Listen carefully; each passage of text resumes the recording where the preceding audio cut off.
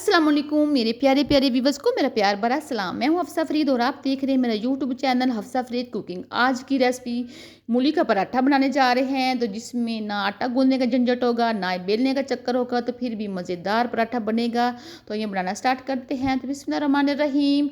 यहाँ पर मैंने 2 मूलियाँ ली हैं, उनको अच्छी तरह साफ़ कर लिया है, धोया है और कद्दूकाश कर लिया है। तो कद्दूकाश करने के बाद हम उसको एक बर्तन में डाल लेंगे। आपने जो है रेसिपी सेम बनानी है, बहुत मज़ेदार बनेगी। तो थोड़े से हम इसके अंदर पालक ऐड करने जा रहे हैं। इसको भी मैंने अच्छी तरह से चॉप कर लिया है। पालक जो है कैल्शियम का खजाना है, ये इसलिए मैं डाल रही हूँ, बच्चे शौक से खाते हैं। तो यहाँ 1 चम्मच भर कर मैं सब्ज़ मिर्चें डाल रही हूँ। सब्ज़ मिर्चें भी बहुत मज़ेदार लगती हैं पराठे में। तो यहाँ मैं 2 चम्मच जो है मैं खुशक धनिया ऐड कर रही हूँ। इस खुशक धनिया का मैं पाउडर नहीं डाल रही हूँ फाइन, बल्कि थोड़ा सा दरदरा करके वो डाल रही हूँ। 1 चम्मच नमक है, हाफ चम्मच हल्दी है, 1 चम्मच भरकर सुरख मिर्च का पाउडर है और हाफ चम्मच मैं यहाँ ज़ीरा ऐड कर रही हूँ और हाफ थोड़ा सा मैं इसमें अजवाइन जो है वो ऐड कर रही हूँ। अजवाइन भरकर नहीं डालना, थोड़ा सी डालना है।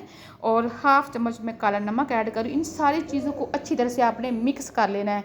पहले मिक्स कर लेंगे ताकि ये जो इन्होंने अपना पानी छोड़ना है।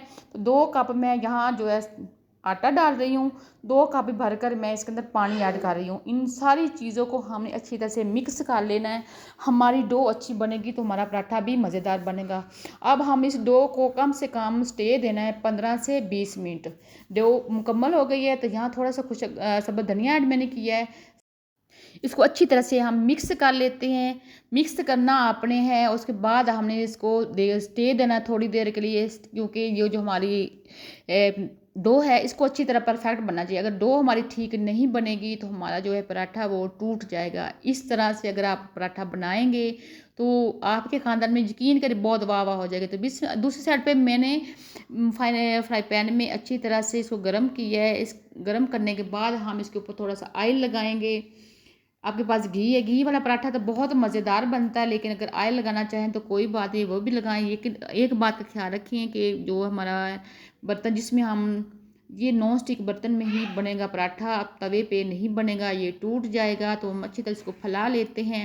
ये साथ साथ मैं आपको वो भी बताते जा रही हूँ कि जिससे आपका नुकसान हो सकता है। तवे पे ये आपका पराठा टूट जाएगा। तो अच्छी तरह से जब ये पक जाए ना एक साइड पे, तो फिर हमने इसको नीचे से जो है ना ओपन करना है, क्योंकि अगर ये एक साइड पे नहीं पकेगा तो ये हमारा पराठा टूट जाएगा, हम इसको दूसरी साइड चेंज नहीं कर सकेंगे। तो ये देखिए ये हिल रहा है, यहाँ आपको बार बार कोशिश करने के से ये टूट भी सकता है। तो आराम बड़ी मोहब्बत से हम इसको जो है ना साइड्स की चेंज करनी है।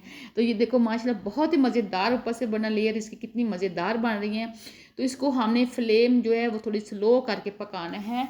तो यहाँ पर मैंने फ्लेम स्लो करके पराठा अपना मुकम्मल कर लिया है। बहुत ही मज़ेदार खुशबू आ रही है, बहुत ज़ायकेदार। तो बिस्मिल्लाहिर्रहमानिर्रहीम डिश आउट कर लेते हैं हम अपना पराठा। मैं यहाँ पर एक ही पराठा बनाया है और इतना मज़ेदार बनाया, बाकी मैंने जो है डो अपनी रख दी है। तो ये देखिए मैं आपको तोड़ कर भी दिखा रही हूँ कितना मज़ेदार बना है। यहाँ पर मैं इस पराठे के साथ चाय इस्तेमाल करूँगी। तो मुझे दुआ में याद रखिए, अपना भी ख्याल रखिए और दूसरों का भी। अल्लाह हाफिज़।